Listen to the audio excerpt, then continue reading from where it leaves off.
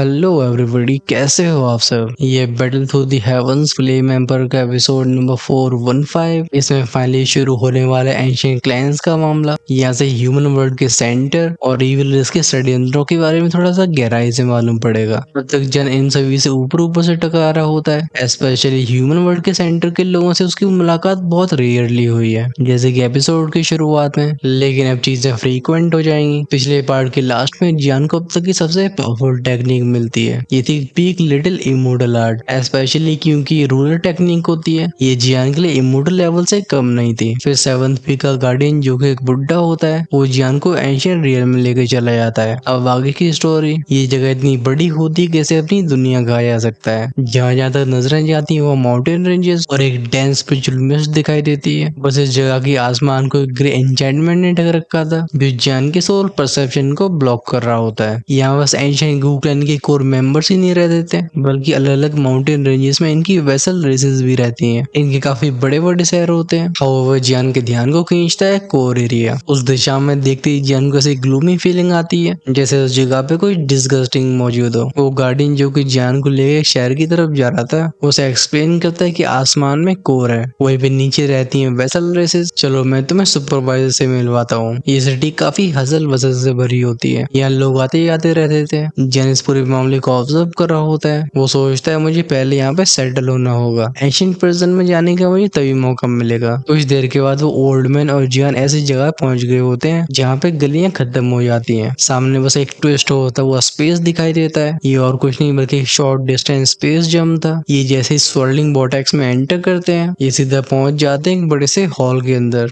एक middle age man, जिसने काफी प्लेन कपड़े पहन रखे थे, वो एक ऊंचे से राउंड प्लेटफॉर्म पर बैठा हुआ था। उस सेवंथ बी के गार्डियन को देख के वो हंस के बोलता है, गुलाय तुम आज जल्दी आ गए। गार्डियन गुलाय अपनी नाक से गोड़ते हुए जवाब देते हैं, तुम हर बार ये सब काम मेरे ऊपर क्यों छोड़ देते हो। वो भी उसके पास जाके बैठ जाते हैं। इस मिडिल एज मैन का और जियान को तुरंत ही महसूस होता है। ये भी एक 8-7 मिड स्टेज का एक्सपर्ट था। जियान से पोलाइटली ग्रीट करता है। उस मिडिल एज मैन की नजरें जियान को ध्यान से देखती हैं। वो कहता है तो इस समिट का विनर है। हाँ ठीक है लड़के, हमारे पास कई वेसल रेसेस हैं और मैं हूँ गु चियांगकोंग। तुम्हें जो भी चाहिए मुझे साफ साफ कह सकते हो, चाहे मार्शल आर्ट्स हो या फिर रिसोर्सेज, जो भी रीजनेबल होगा हम दे देंगे। तुम बस इतना समझो कि एंशिएंट क्लैन और हम अलग हैं। अगर तुम्हें फ्यूचर में एंशिएंट गू क्लैन के कोर को ज्वाइन करना हो तो फिर मैं तुम्हें उसकी लॉन्ग स्क्रीनिंग प्रोसेस भी बता सकता हूँ, लेकिन मेरा तब भी सुझाव होगा कि रिसोर्सेज तुम्हें यहाँ पे सबसे अच्छे मिलेंगे। इसकी बात को सुन के जियान मनी मन में सोचता है, लगता है बुड्ढा गुल्ला मुझे ट्रिक करके यहाँ पे ले आया है, बट ये भी अच्छा है। अगर ये लोग एंशिएंट गू क्लैन से अलग हैं तो मुझे अपनी आइडेंटिटी रिवील होने से डरना नहीं चाहिए। मैं यहाँ पे प्रैक्टिस करने का मौका देखूंगा, फिर एंशिएंट प्रिजन जाऊंगा। जियान चीजों को डिसाइड करने के बाद धीरे से बोलता है, क्या आप दोनों ने कभी दो फॉर्मेशन मास्टर्स के बारे में सुना है। हालांकि जियान ने काफी कैजुअली बोला था, लेकिन गुलाई और गु चियांगकोंग इन वर्ड्स को सुन के चेहरे से उछल पड़ते हैं। उनके चेहरे पे शॉक अपीयर हुआ था। वो कहते हैं क्या। वो मिडिल एज मैन गु चियांगकोंग अपनी सीट से खड़ा हो गया था। वो जियान से डिसबिलीव के साथ बोलता है, क्या तुम उस रेयर प्रोफेशन की बात कर रहे हो जिसमें दो फॉर्मेशन मास्टर अकेले हजारों ट्रूप्स का सामना कर सकता है। गुलाई और गु चियांगकोंग शौक के साथ एक दूसरे को देखते हैं। क्या सामने खड़ा एक दुबला पतला लड़का सच में एक दो फॉर्मेशन मास्टर है। हाउएवर जियान स्माइल के साथ अपने सिर को हिला के बोलता है, नहीं। ह्यूमन वर्ल्ड से लौटने के बाद जियान ने समझ लिया था कि उसे अपने बाकी के प्रोफेशंस को अंडर एस्टिमेट नहीं करना चाहिए।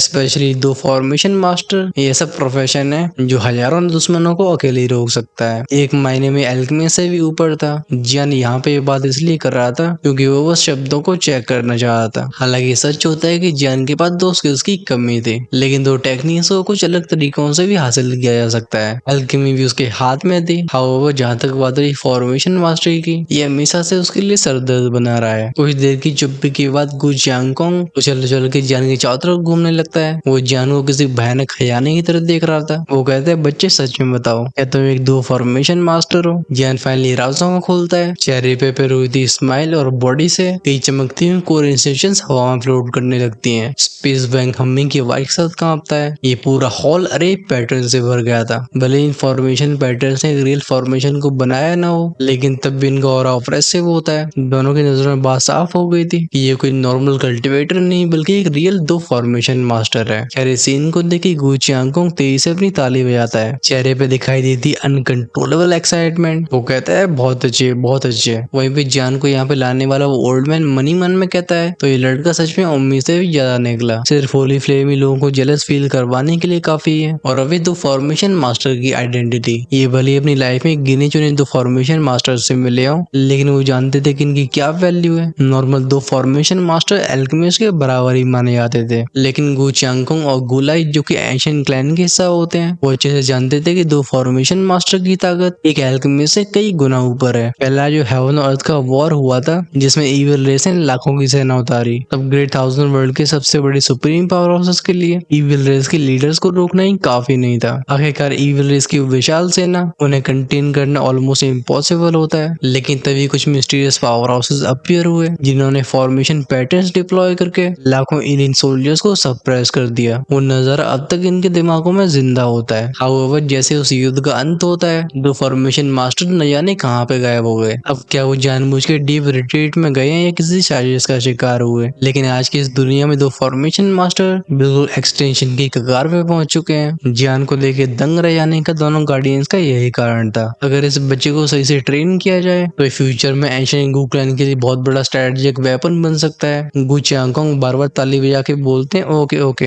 एक्साइटमेंट की वजह से उनके दोनों हाथ लाल हो जाते हैं, साथ में लाल होता है चेहरा। वो कहते हैं बच्चे रोको, मैं खुद जाता हूँ और दो फॉर्मेशन मास्टर से रिलेटेड जो भी जानकारी है, जो भी ट्रेजर्स है, उन्हें सबको लेके आऊंगा। कहते हैं उनका फिगर यहाँ से धुंधला हो गया था और डिसअपियर हो जाते हैं। अभी सरप्राइज और कंफ्यूज तो जियान भी था, हालांकि वो समझता था कि उसकी एबिलिटीज कितनी ज्यादा रेयर है, लेकिन इन लोगों का एक्साइटमेंट कुछ अलग ही स्तर का था। उसके चेहरे के एक्सप्रेशन को पढ़ के गुलाई बताते हैं बच्चे तुम्हारी वैल्यू क्या है तुम्हें बिल्कुल अंदाजा नहीं है। जन मौका पाके पूछते सीनियर, लगता है एंशिएंट गु क्लैन के कोर में कुछ अलग हो रहा है, क्या कुछ हुआ है? यहाँ पे और कोई होता तो शायद गुलाई उसे डांटने लगते, लेकिन जियान था। वो गहरी सांस लेके एक्सप्लेन करते हैं हमें ठीक से नहीं पता। पेट्रियार्क और बाकी के एल्डर्स जब से वापस लौटे हैं तब से हालात बदलने लगे हैं। हमारा काम तो बस वेसल रेसेस को संभालने का है। हम अपने क्लैन के कोर यानी कि हेडक्वार्टर्स में बहुत रेयरली जाते हैं। मैं बस इतना कह सकता हूँ कि एंशिएंट क्लैन अभी ठीक नहीं है। तुम सही कह रहे हो, कुछ गड़बड़ जरूर है। जन नोट करके बोलता है तो ऐसी बात है। फिर वो कैजुअली पूछता है बाय द वे क्या वो एंशिएंट प्रिजन भी कोर में मौजूद है? ओल्ड मैन गुलाई थोड़ी देर तक चुपचाप रहते हैं, फिर वो बताते हैं कि एंशिएंट प्रिजन कोर में नहीं है, इसे वेसल रेस की टेरिटरीज में छिपाया गया है। और जहाँ तक बात रही उसकी एग्जैक्ट लोकेशन की, इसके बारे में बस गु क्लैन की कोर एल्डर्स ही जानते हैं। जन ओल्ड मैन से कुछ और ही पूछने वाला था, हाउएवर तभी यहाँ का स्पेस ट्रैम्बल होता है। गु चिंगकोंग फिर से अपीयर हो जाते हैं। उनके हाथ में एक चमकती हुई रिंग थी जिसमें खजाने खजाने भरे होते हैं। वो तो इसे हंस के बोलते हैं हा हा बच्चे, ये सब तुम्हारे लिए है। बिना हेजिटेशन के अंगूठी जान के हाथ में थमा दी जाती है। उसे जुगा के बोलते हैं सीनियर थैंक यू। गु चिंगकोंग ताली बजा के एक मेड को बुलाते हैं। वो उसे लड़के नहीं बल्कि लिटिल ब्रदर जियान बोलते हैं। वो उसे आराम करने भेज देते हैं। जियान के जाने के बाद हॉल में सन्नाटा छा गया था। वहीं पे गु चिंगकोंग के चेहरे का वो एक्साइटेड एक्सप्रेशन फाइनली फेड होता है और वो सीरियस टोन में बोलते हैं लड़का कुछ अनयूजुअल है। एक्सप्रेशन तो गुलाई के भी सीरियस थे। वो बताते हैं इसके पास है होली फ्लेम और साथ में दो फॉर्मेशन मास्टर भी है। मैं इसके फ्यूचर पोटेंशियल को देख के कह सकता हूँ कि ये हमारी गु क्लैन की मुश्किलें हल कर सकता है। गु चिंगकोंग बॉय से उठ के कहते हैं सच में क्या तुम उसकी बात कर रहे हो? ओल्ड मैन गुलाव की आवाज गहरी हो जाती है। वो बताते हैं कि उसने एंशिएंट प्रिजन के बारे में पूछा। इसके इम्प्लीकेशन साफ है, भले इस बच्चे ने अपने चेहरे को खूब ढकने की कोशिश करी हो, बट उसका असली चेहरा एंडलेस फायर टैटी के डोमेन लॉर्ड जियान से बहुत मिलता जुलता है। ये सुन के गु चिंगकोंग शांत हो जाते हैं। दोनों गार्डियंस ने एक दूसरे को देखा था। दोनों सिर हिला के कहते हैं अगर ऐसी बात है तो चलो उसकी हेल्प करी जाए। उम्मीद है बच्चा हमें निराश नहीं करेगा। इस मोमेंट में दोनों सोच नहीं सकते थे कि इनके एंशिएंट गु क्लैन के अंदर एलियन इविल रेस कितनी गहराई में घुस चुकी है। पूरे एंशिएंट क्लैन की जड़ें जमती जा रही थी। अगर जियान समय रहते सिचुएशन को इम्प्रूव नहीं करता है तो शायद बहुत जल्दी एंशिएंट क्लैन का बस नाम रह जाएगा। सारे लोग बदल चुके होंगे। इधर जियान अपने मेंशन में लौट आया था। चाहे उसे यहाँ पे लाने वाली मेड कितनी भी ब्यूटीफुल हो या उसे दिए जाने वाली रहने की जगह कितनी भी शानदार हो, उस पर ध्यान नहीं देता है। जियान सीधा कमरे में एंटर करके एक बैरियर को लगाता है और सेटल करने लगता है अपनी सांसों को। एंशिएंट क्लैन की सिचुएशन अभी अननाउन थी। उसे अपनी दो फॉर्मेशन स्किल्स की बहुत जल्दी जरूरत पड़ेगी। ऊपर से होलिसी के हेडक्वार्टर्स भी पास हैं। जियान जानता था कि अगर हालात मजबूरी तक पहुंच गए तो उसे डीमन क्यूब का भी इस्तेमाल करना पड़ सकता है, और अगर ऐसा हुआ तो सिर्फ वो नहीं, होलिसी उसकी एंडलेस फायर टैरिटरी को भी दुनिया का दुश्मन बना देगा। इस तरीके सब कुछ बेकार हो जाएगा। क्रॉस लाइक पोजीशन में बैठा हुआ जियान को से बड़बड़ाता है दो फॉर्मेशन मास्टर आगे ब्रेक थ्रू कैसे करते हैं, मैं अब भी कंफ्यूज हूँ। उम्मीद है एंशिएंट क्लैन से मुझे थोड़ी हेल्प मिलेगी। चेंज होती है कुछ हैंड सील, तुरंत ही उसकी निगोंग पिल के अंदर और divine movement life injection activate हो जाती है। फैलने लगते हैं वो कोर पैटर्न्स। धीरे धीरे उसका मेंटल स्ट्रेंथ और स्पिरिचुअल और दोनों सर्कुलेट होने लगे थे। अगर सोल पावर से दुश्मन की सोल के ऊपर हमला किया जा सकता है, उन्हें स्लो या फिर डिस्ट्रॉय किया जा सकता है, तो फिर मेंटल स्ट्रेंथ लोगों के मेंटल एक्शंस को कंट्रोल करने की ताकत है। यहाँ तक कि सामने की पार्टी जब कोई दो स्किल परफॉर्म कर रही हो तो मेंटल स्ट्रेंथ का इस्तेमाल करके उसे बीच में रोका जा सकता है। ये दोनों ही चीजें भले एक जैसी लग रही हो लेकिन अलग थी। प्रॉब्लम ये थी कि जान की स्पिरिचुअल स्ट्रेंथ बहुत खतरनाक होती है लेकिन मेंटल स्ट्रेंथ उतनी ही कमजोर, और यही वीकनेस उसकी कॉम्बैट इफेक्टिवनेस को कम कर रही थी। उसे फॉर्मेशन मास्टर की ग्रेडिंग भी काफी हल्की समझ में आती थी। हालांकि उसे एहसास था कि ग्रेड 1000 वर्ल्ड में दो फॉर्मेशन मास्टर्स को अलग लेवल में बांटा गया है, लेकिन उसे क्लैरिटी अब भी नहीं मिल पाई थी। फाइनली उसका ध्यान जाता है गु चिंकों के द्वारा दी गई रिंग के ऊपर। जैसे उसे टैप करता है एक सिल्वरी स्क्रोल बाहर आया था, फिर दूसरा, फिर तीसरा। पलक झपकते उसके सामने स्क्रोल्स का अंबार लग जाता है। ये चारों तरफ फैले हुए थे। जियान कहता है ये क्या? हर एक स्क्रोल में से एंशिएंट ऑरर लीक हो रहा था। कुछ तो समय गुजर जाने की वजह से पीले पड़ चुके होते हैं, लेकिन इनके अंदर जो टेरिफाइंग फ्लक्चुएशन छिपी होती है। जन उसमें दो फॉर्मेशंस की पावर को जैसे महसूस कर पाता है। वो एक पल के लिए अभी स्टंड हो गया था। वो एक एक करके इन स्क्रोल को पढ़ते हुए बोलते हैं रॉक घोस्ट फॉर्मेशन। इसके लिए 10,000 फॉर्मेशन पैटर्न चाहिए। इसे कास्ट यानी कि इस्तेमाल करने पे काउंटलेस घोस्ट रॉक्स अपीयर होते हैं जिन्हें अटैक और डिफेंस के लिए इस्तेमाल किया जा सकता है। फिर दूसरा होता है विंड कन्फाइनिंग स्काई वॉल, और इसके लिए चाहिए थे कम से कम 1 लाख फॉर्मेशन पैटर्न। ये हवा और बादलों से स्काई वॉल बनाती थी जिसे दुश्मनों को उसके अंदर कैद किया जा सके। यह लाइन काफी लंबी होती। अच्छी बात यह है कि हाई लेवल की स्पिरिचुअल कल्टीवेशन की वजह से उसका परसेप्शन काफी तेज था। वो एक एक करके सबको पढ़ता है। जान खुद से बोलता है अगर मैं अपनी पूरी ताकत लगाता हूँ तो मैं कम से कम 60,000 पैटर्न्स को कंडेंस कर पाऊंगा, लेकिन मेरी मेंटल स्ट्रेंथ अभी वीक है। उसे लंबे लंबे स्क्रोल क्लियरली दिख रहे थे। इनमें से कुछ की रिक्वायरमेंट होती 80,000 पैटर्न्स की तो कुछ की लाखों में। इनमें से वो कईयों को डायरेक्टली यूज कर सकता था। उसे पता था कि 10,000 अरे पैटर्न्स एक 1 स्टार दुश्मन को संभालने के लिए काफी होते हैं। वही 60,000 का मतलब है 6 स्टार दुश्मन को रेस्ट्रेन करना। ये आज के जैन के लिए तो बिल्कुल काफी नहीं थे। जब जैन अपने आगे के पाथ के बारे में सोच रहा होता है वो उस अंगूठी को हल्का सा हिलाता है। इस कमरे में सुनाई दी थी एक थर्ड की आवाज। एक गोलाकार का स्टोन प्लेट स्टोर रिंग से बाहर आया होता है और इसके ऊपर लिखा हुआ था गॉड एंड डीमन प्लेट। इसे देख के जैन कहता है ये क्या है। इंस्टिंक्चुअली उसने अपने हाथ से स्टोन प्लेट को उठाया। हाउएवर इसी इंस्टेंट में उसके मुंह से एक आर्की तेज चीख की आवाज बाहर निकलती है। उसे ऐसा महसूस हुआ था जैसे उसकी स्पिरिट टूटने लगी हो। जैन एक जोर से धाड़ लगाता है, उसका शरीर कांप जाता है। वो बेसिकली एक हेल का चक्कर मार के आ गया था। बस एक ही इंस्टेंट में ऐसा मेंटल टॉर्चर ये जियान ने अब तक कभी महसूस नहीं किया होता। वो स्टोन प्लेट को दूर जमीन पे फेंक देता है। मुंह से हाफ हफ की गहरी सांसों की आवाजें आती हैं। माथे से पसीने की बूंदें बारिश की तरह टपकती हैं। हम करते हैं थोड़ा सा फास्ट फॉरवर्ड। जब जियान ने कुछ देर के बाद खुद को संभाल लिया होता है, एक बार फिर से उसका ध्यान जाता है प्लेट के ऊपर। इसका आकार किसी हाथ के बराबर होगा। इसे चारों तरफ से कई हिडन मार्क्स ने घेर रखा था जिनमें से हल्की सी फ्लक्चुएशन रिलीज हो रही थी। जान की डिवाइन मूवमेंट इंक्रिप्शन ने इसे छुआ। ये पैटर्न्स के र्यून्स तुरंत ही जान के कंट्रोल से बाहर चले जाते हैं। ये चक्कर लगाने लगते हैं स्टोन प्लेट का।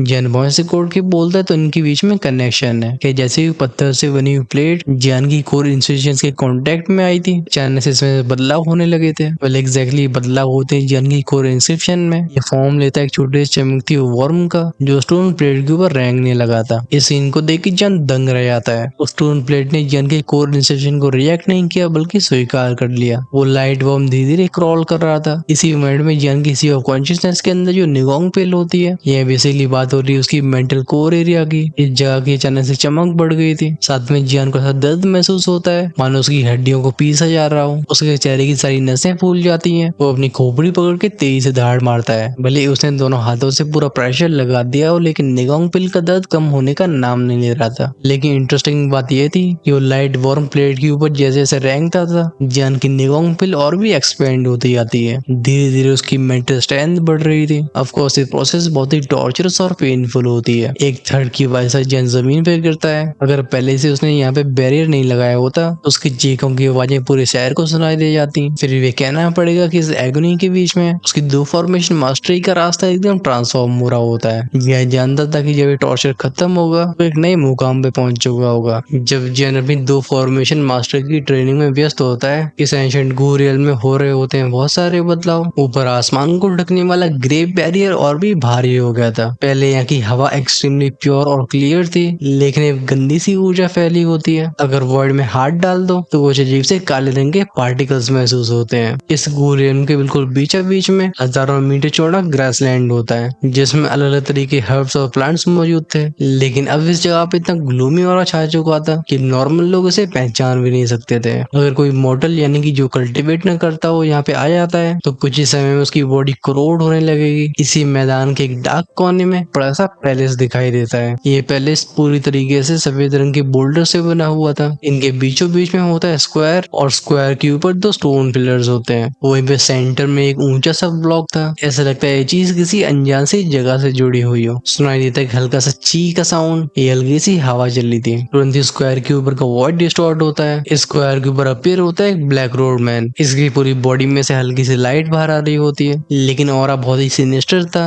ये बिल्कुल ऑर्डिनरी नहीं लगता। वो ब्लैक रोड मैन चारों तरफ देख के बोलते सुसु। लगता है मास्टर के प्लान को पूरा होने में ज्यादा समय नहीं लगेगा। ये सीधा वैसे सिटी की तरफ निकल गया था। तभी इस पैलेस के बाहर का मैदान का स्पेस फिर से डिस्टॉर्ट होता है। वर्ल्ड में से निकले थे 2 फिगर्स। ये और कोई नहीं बल्कि ओल्ड मैन गुलाय और गु चिंगकोंग होते हैं। ये एक दूसरे को देख के बोलते हैं लगता है एंशिएंट प्रिजन का एंट्रेंस यहीं पे है। और अभी अभी जो आदमी गया शायद जियान के रिट्रीट के दौरान ये दोनों एंशिएंट प्रिजन के सुराग ढूंढ रहे थे और आखिरकार इनकी मेहनत रंग लाई। ओल्ड मैन गुलाय जो कि हमेशा केयरफ्री रहते थे आज उनके चेहरे पे होते हैं सीरियस एक्सप्रेशन। वो जस्ट अपने दोषान और को एक्टिवेट ही करने वाले होते हैं। लेकिन तभी गु चिंगकोंग उन्हें रोक के बोलते हैं वेट, तुम सांप को डरा क्यों रहे हो। गोलाव गहरी सांस लेके बोलते हैं ठीक है। उनकी नजरें उस पैलेस के ऊपर जाती हैं जहाँ अभी भी उस खतरनाक औरी की फ्लक्चुएशंस मौजूद थी। ये उन जैसे मिड से एक्स्ट्रा दोषान को भी अनईजी फील करवाती हैं। गु चिंगकोंग बड़बड़ाते हैं ये और हमारे एंशिएंट गु क्लैन का नहीं है। लगता है हमारे क्लैन में जो बीमारी फैल रही है उनकी जिम्मेदार यही लोग हैं। गोलाय का हाथ वर्ल्ड में से घूमता है। उस ब्लैक मिस को इकट्ठा करके बोलते हैं देखो। तुरंत ही गु चिंगकोंग की आंखें श्रिंक हो जाती हैं कि वाइसा उनके हाथ में एक ब्राउन फ्लेम अपीयर हुई थी जिसके कांटेक्ट में आती ब्लैक और चीची की वाइसा जल के राख हो जाता है। स्क्वायर में फैल जाती है फिर से वही शांति। हाउएवर गुलाय की भौं से उड़ गई थी। वो कहते हैं इस एंट्रेंस को खोलने के लिए कोई स्पेशल टोकन चाहिए और मैं फील कर पा रहा हूँ कि भीतर कोई टेरिफाइंग क्रीचर जरूर मौजूद है। गु चिंगकोंग की नजरें भी जाती हैं स्क्वायर के ऊपर लेकिन उन्हें कुछ भी साफ नहीं दिखा था। फाइनली दोनों डायरेक्टली एक्शन नहीं लेते बल्कि वो इंतजार करना चुनते हैं। दोनों वापस लौट आते हैं सिटी में। हाउएवर जैसे दोनों के फिगर डिसअपियर होते हैं वो ब्लैक रोड मैन फिर से प्रकट होता है लेकिन उसके पीछे बहुत सारी कॉफिस की कतार लगी होती है। ये लोग ज़ॉम्बी जैसे लगते हैं। वो कोल्ड स्नॉट यानी कि हम करके बोलता है मास्टर के प्लान की पूरे होते ही इस डूइन कॉन्टिनेंट को हमारे हाथ में आने से कोई रोक नहीं सकता। बस इस एंशिएंट प्लान की वो सेंटेस और होली सी हमारे लिए मुसीबत न बन जाए। उस लड़की के बारे में भी कुछ पता नहीं चला है तो वो इशारा करता है उसके पीछे चलने वाली कॉफिस सीधा स्क्वायर के ऊपर जाकर अपीयर होती है और फिर हो जाती है गायब। ये एक्चुअली वही पैसेज होता है जो कि एंशिएंट प्रिजन से जोड़ता था। हम सीन को चेंज करते हैं। सिटी हॉल में वापस लौट के गोलाई काफी बेचैन दिखाई देते हैं। वो कहते हैं अगर थोड़ा समय और मिलता तो मैं इस मिस्ट्री को क्रैक कर सकता था। हालांकि सीरियस एक्सप्रेशन तो गु चिंगकोंग के भी होते हैं लेकिन वो खुद को और अच्छे से काम रख पाते हैं। वो रिप्लाई करते हैं जल्दबाजी मत करो, ये मैटर बहुत बड़ा है, हमारा एक गलत कदम सब कुछ बर्बाद करके रख देगा। गोलाई हाँ करते हैं। वो कहते हैं अब क्योंकि हमें एंट्रेंस मिल गया है तो बस जरूरत है उसके रास्ते को खोजने की।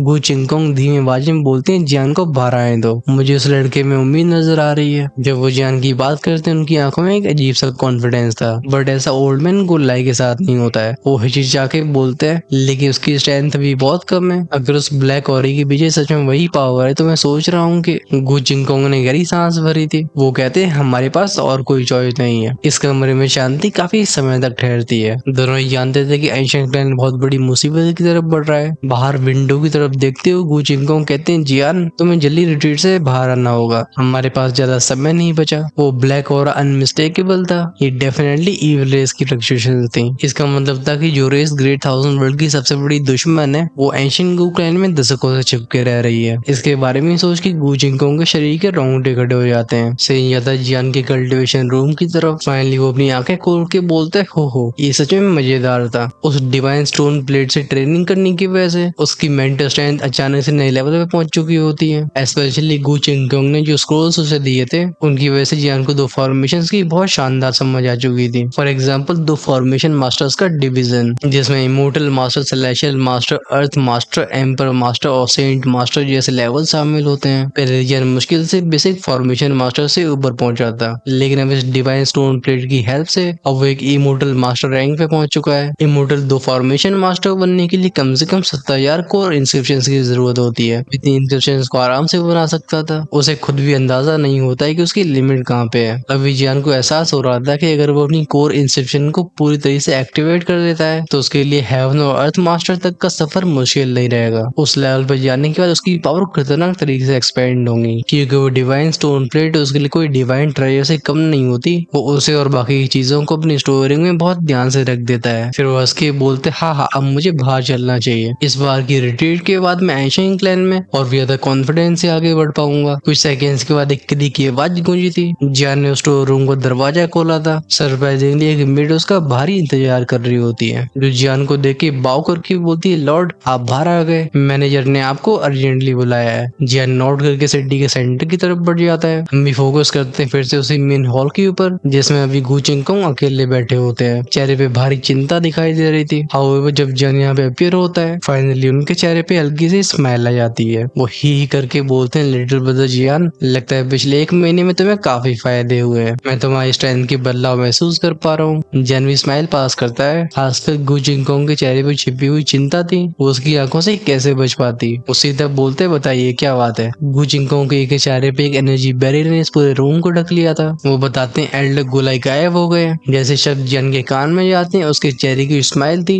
वो वहीं पे स्टिफ पड़ गई थी। गू चिंगकोंग एक्सप्लेन करते हैं, तुम्हारी रिट्रीट के दौरान हम एंशिएंट प्रिजन की लोकेशन को खोजने के लिए गए। हमें एंट्रेंस तो मिला लेकिन खोल नहीं पाए, और 10 दिन पहले गोलाई अचानक से गायब हो गए। मैंने उन्हें हर जगह ढूंढा लेकिन कोई निशान नहीं है। मुझे लगता है उन्हें किसी ने उठा लिया है। जियान के हाथ क्लेंच हो जाते हैं। वो बोलते हैं कि इट्स दो इमोर्टल की पावर, लेकिन फिर भी उन्हें इस तरीके से कैप्चर कर लिया गया कि आपको भी उनकी भनक नहीं लगी। ये सच में बहुत बड़ी बात है। गू चिंगकोंग ने गहरी सांस भरी थी। वो जियान से सीरियस टोन में बोलते हैं, ब्रदर जियान, मैं चाहता हूँ कि तुम इसकी इन्वेस्टिगेशन करो। हमें एंशिएंट प्रिजन की एंट्रेंस को क्रैक करना होगा। आखिरकार अगर मैं ओपनली आगे बढ़ता हूँ तो कई चीजें एक्सपोज हो जाएंगी, इसलिए काम बस तुम ही कर सकते हो। जियान मुंह से कोड़ के बोलते, एल्डर आप मेरे जैसे आउटसाइडर पे भरोसा कैसे कर सकते हो। ये सुन के गू चिंगकोंग अपनी हथेली को खोलते हैं। पाम के ऊपर कंडेंस होता है एक छोटा सा सोल फिगर। ये उनकी सोल ओरिजिन थी। वो जियान से कहते हैं, तुम्हें पता है क्या है, मैं इस चीज को तुम्हें सौंपता हूँ। अगर तुम इसे क्रश कर देते हो तो मेरी लाइफ खत्म हो जाएगी। लिटिल ब्रदर जियान, अभी हमारा एंशिएंट क्लैन बहुत बड़े संकट में है। मैं तुमसे रिक्वेस्ट करता हूँ कि हमारी हेल्प करो। जियान को अब तक एहसास नहीं था कि चीजें इतनी ज्यादा सीरियस होंगी, इसलिए ऐसे सोलम एक्सप्रेशन पहली बार उसकी आंखों में दिखाई देते हैं। गू चिंगकोंग ने उसके सामने जो प्रूफ दिया था बताता है कि एंशिएंट क्लैन की हालत असल में कितनी ज्यादा भयानक है। जियान गहरी सांसों छोड़ के बोलता है, हालांकि इस रीजन में एंटर करते ही मुझे कुछ सिनिस्टर वाइब्स आई थी, लेकिन गूगल इतने बड़े खतरे में होगा मैंने सोचा नहीं था। वो गू चिंगकोंग की सोल ओरिजिन को वापस कर देता है। वो कहता है, अपनी सोल ओरिजिन को वापस ले लो, मैं तुम्हारी हेल्प करूंगा, क्योंकि तुम्हारी मदद करना असल में मेरी खुद की हेल्प करना है। और हाँ एल्डर, आप बिल्कुल सही कह रहे हो, इस जगह में इविल एंटिटीज ने अपना डेरा बना लिया है। जियान के ऐसे बिहेवियर को देखे गू चिंगकोंग की आंखों में आंसू झलक आते हैं। वो उसे झुका के बोलते, ब्रदर जियान, खैर सवाल ये था कि डूइन कॉन्टिनेंट में जहाँ पे होली सी जैसी पावर्स मौजूद हैं, वहाँ इविल रेस की इस तरीके से ऑपरेट करने की हिम्मत कैसे हुई, खासकर गूगल जैसे एंशिएंट क्लैन में कैसे घुस सकते हैं। इन क्वेश्चंस को जियान उनकी आंखों से अच्छे से पढ़ लेता है। वो पांच से कोट के बोलता है, जैसा आपने कहा था कि पेट्रियार्क और एल्डर्स के उस मिशन से वापस लौटने के बाद उन सबके बर्ताव अचानक से बदल गए थे। मुझे लगता है मैटर वहीं से शुरू हुआ होगा। गू चिंगकोंग का दिल ट्रेम्बल हो जाता है। वो बोलते हैं, नहीं ये नामुमकिन है। हमारे पेट्रियार्क और एल्डर्स की स्ट्रेंथ इट्स दो चांद की लिट से परफेक्शन लेवल तक है। जियान इसका रिप्लाई भारी आवाज में करता है। वो कहता है, तो क्या हुआ एल्डर, क्या आप जानते नहीं हो कि इविल रेस के पास रिइंकार्नेशन लेवल की पावर हाउसेस है। एक के बाद एक पॉसिबिलिटीज को सुन के गू चिंगकोंग का दिमाग सुनना पड़ जाता है। जियान भी फिस्ट को क्लेंच करके बोलता है, अब सवाल ये कि क्या आपके सुप्रीम एल्डर्स जिंदा है। अगर वो खत्म हो गए होंगे तो शायद मैं भी इस एंशिएंट क्लैन को बचा नहीं सकता।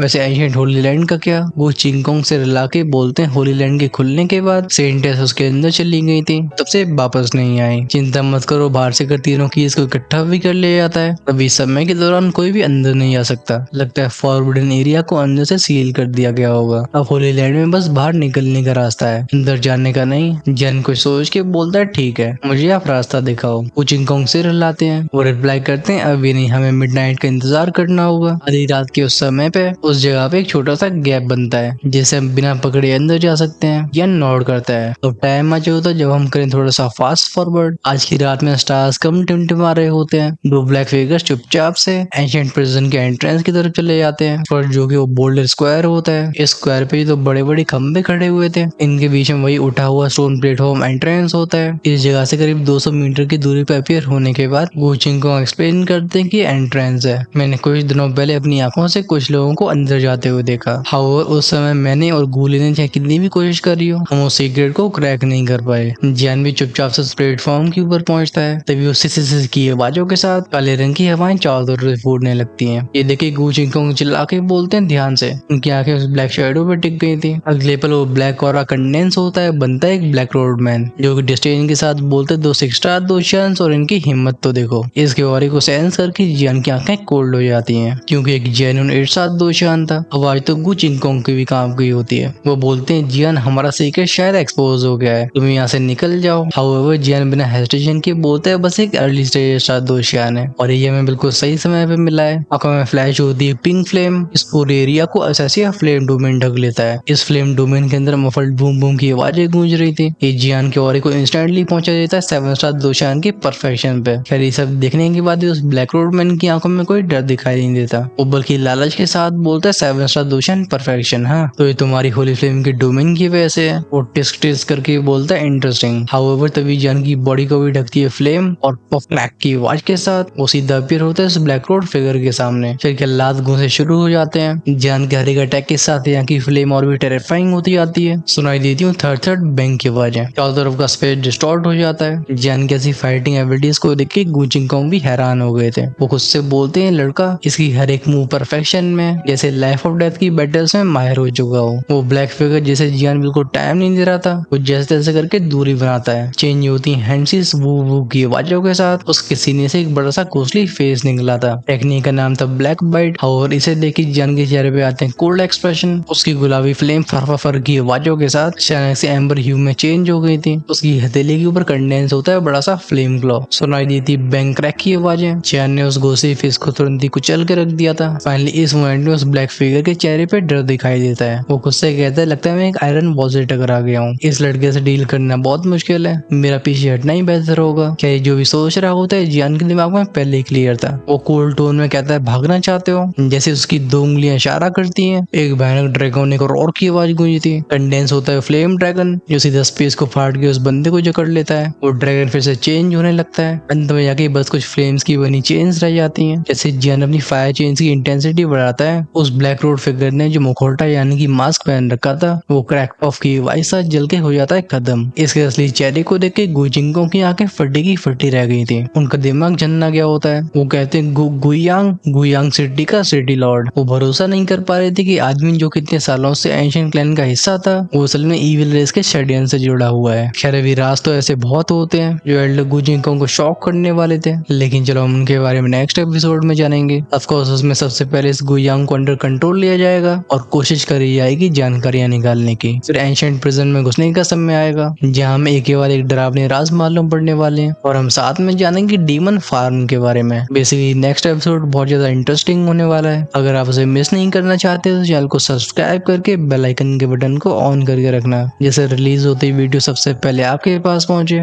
ऑफ कोर्स जिनसे कल का इंतजार नहीं किया जा रहा है वो अगले पार्ट को आज शाम को ही देखना चाहते हैं, तो उन्हीं के लिए चैनल की मेंबरशिप ओपन है। आप डेफिनेटली प्रीमियम कम्युनिटी का हिस्सा बन के हर शाम को रिलीज होने वाली अर्ली एक्सेस एपिसोड्स को एंजॉय कर सकते हो। और ऑफ कोर्स इससे तुम्हारे भाई की भी हेल्प होगी। वहीं पे जो हमेशा से 2 से 3 एपिसोड्स आगे रहना चाहते हैं वो अपने लेवल को अपग्रेड कर सकते हैं इमोर्टल एम्पर या उससे ऊपर। ज्वाइन का ऑप्शन चैनल की होम पेज और सब्सक्राइब के साइड में मिलेगा। I think you should definitely check that out. चलो तब तक के लिए अलविदा।